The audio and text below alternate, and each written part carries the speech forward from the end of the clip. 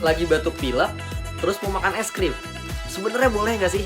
Cek di yang suka dikhawatirkan kalau kita makan es krim, padahal lagi batuk pilek itu adalah nanti lendir, ingus, atau reaknya itu bakal makin kental karena terpengaruh oleh es krim yang emang produk dari susu.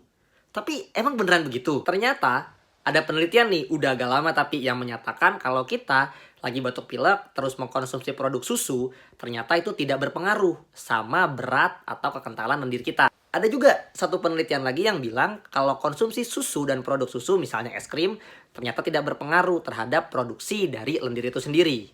Jadi gimana kalian? Masih mau makan es nggak kalau lagi batuk atau pilek?